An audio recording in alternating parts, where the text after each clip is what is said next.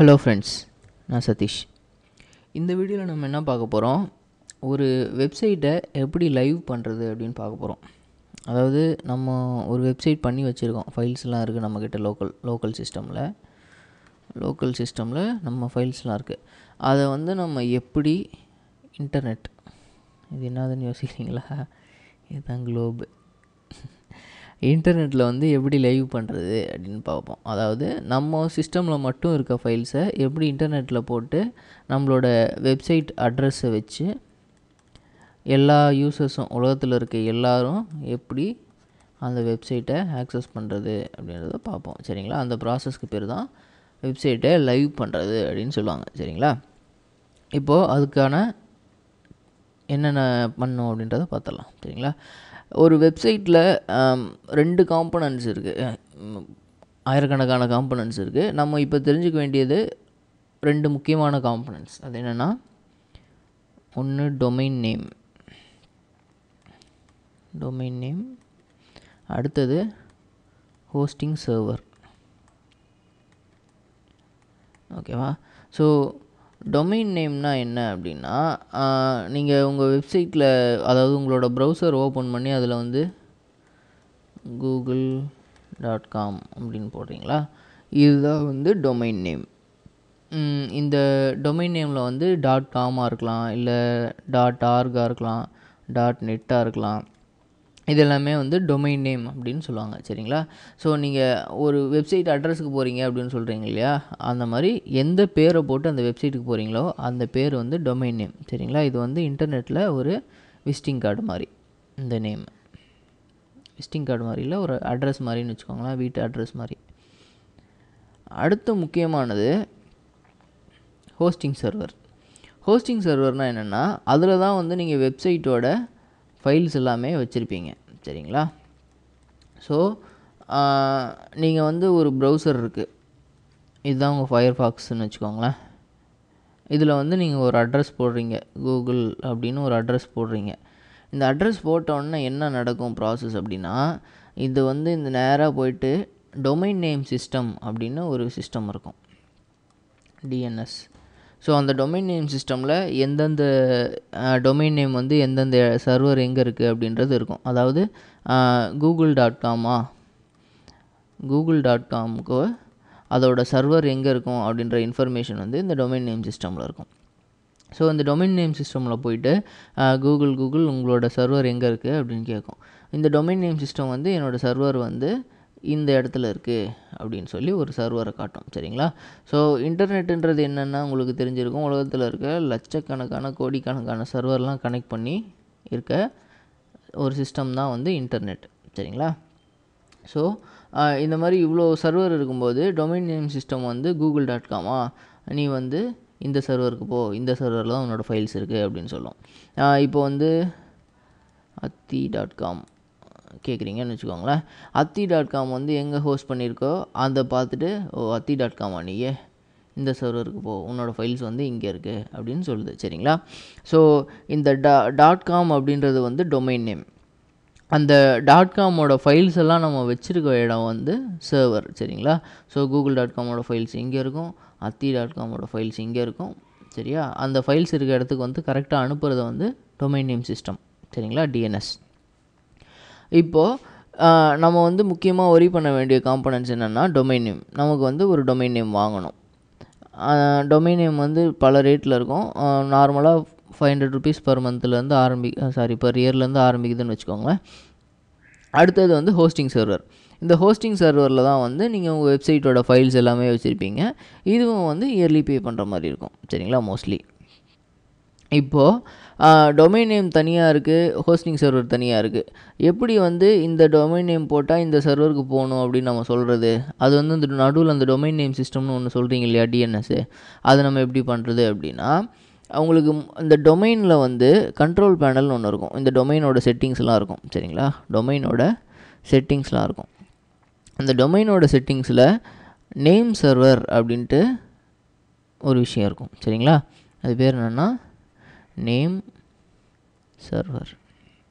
இந்த நேம் சர்வரில் நீங்கள் என்ன கொடுப்பீங்கன்னா உங்கள் ஹோஸ்டிங்கில் வந்து ஒரு வேல்யூஸ் கொடுத்துருப்பாங்க. அதாவது ஒவ்வொரு ஹோஸ்டிங் சர்வருக்கும் வந்து ஒரு நேம் சர்வர் இருக்கும்.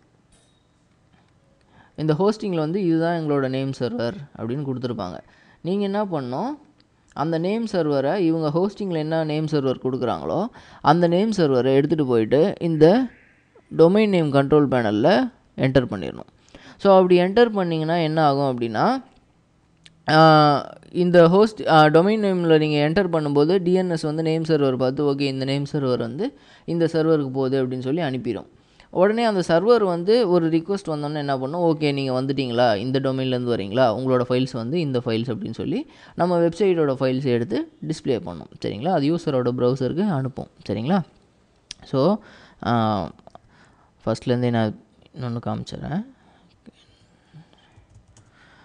அதாவது நம்ம பண்ண போகிற ப்ராசஸ் டொமைன் நேம். இது வந்து டொமைன். இந்த டொமைன் வந்து டொமைனில் நம்ம நேம் சர்வர் கொடுத்துருவோம். இந்த நேம் சர்வர் வந்து எங்கே இருக்கும் அப்படின்னா, ஹோஸ்டிங் இருக்காங்க இல்லையா, ஒவ்வொரு ஹோஸ்டிங்கும் வந்து ஒரு நேம் சர்வர் வச்சுருப்பாங்க. ஒவ்வொரு சர்வரும் ஹோஸ்டிங் வாங்கும்போது ஒரு நேம் சர்வர் வச்சுருப்பாங்க. இவங்க என்ன நேம் சர்வர் தராங்களோ இந்த நேம் சர்வரை இந்த டொமைன் கண்ட்ரோல் பேனலில் என்டர் பண்ணுவீங்க. ஓகேவா, அது என்டர் பண்ண உடனே நம்ம டொமைன் நேம் என்டர் பண்ணோன்னா கரெக்டாக டிஎன்எஸ் வந்து இந்த சர்வருக்கு பாயிண்ட் பண்ணும். சரிங்களா, ஒவ்வொரு ரிக்வஸ்ட்டும் வந்து இந்த சர்வருக்கு போகும். இந்த சர்வர் வந்து அந்த ரிக்வஸ்ட் எடுத்துகிட்டு ஓகே நீங்கள் இந்த டொமைன்லேருந்து வரீங்களா, இது x.comனா ஓகே இந்த டொமைன்லேருந்து வரீங்களா, ஸோ உங்களோட ஃபைல்ஸ் வந்து இந்த இடத்துல இருக்குது, இந்தாங்க இந்த ஃபைல் வேணுமா அப்படின்னு சொல்லி உங்களுக்கு ப்ரௌசருக்கு டெலிவரி பண்ணும். சரிங்களா, இதுதான் ஒரு வெப்சைட்டை லைவ் பண்ணுற ப்ராசஸ். ஓகே, நம்ம சும்மா அந்த மாதிரி ட்ராயிங் போட்டு பார்த்தா போதுமா அப்படின்றீங்களா? இருங்க, நான் உங்களுக்கு ரியலாகவே எப்படி ஒரு சைட்டை லைவ் பண்ணுறதுன்னு இப்போ ஒரு சைட்டை லைவ் பண்ணி காமிக்கிறேன். சரிங்களா, இப்போது நான் GoDaddy உள்ள போகிறேன். GoDaddy உள்ள போயிட்டு டொமைனில் போயிட்டு டொமைன் மேனேஜ்மெண்ட் அதில் கிளிக் பண்ணிங்கன்னா அந்த டொமைன்ஸ் லிஸ்ட் பண்ணும். சரிங்களா, நான் அதை பாஸ் பண்ணிடுறேன், ஏன்னா என்னோடய மற்ற டொமைன்ஸ்லாம் இருக்குது. நான் அந்த டொமைன் லிஸ்ட் பண்ணோன்னே cpramesh.photo.comன்ற டொமைனுக்குள்ளே போகிறேன்.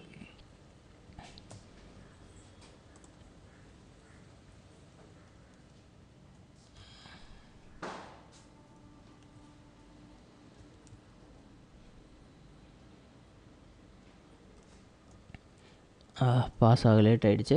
ஸோ இப்போ இந்த டொமைன் நேமுக்குள்ளே போயிட்டேன் நான். சரிங்களா, இப்போது இதில் செட் நேம் சர்வர் அப்படின்னு ஒரு ஆப்ஷன் இருக்குங்களா.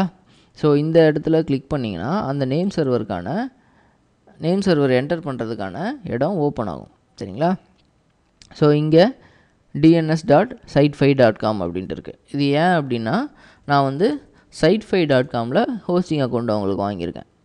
சரிங்களா, ஸோ இது வந்து ஒரு யூஎஸ் கம்பெனி, ஆக்சுவலாக நல்ல சர்வீஸ், அதனால இவங்கள்ட்ட நான் வாங்கியிருக்கேன். சரிங்களா, ஸோ இப்போது இவங்க வந்து ஒரு நேம் சர்வர் தருவாங்க.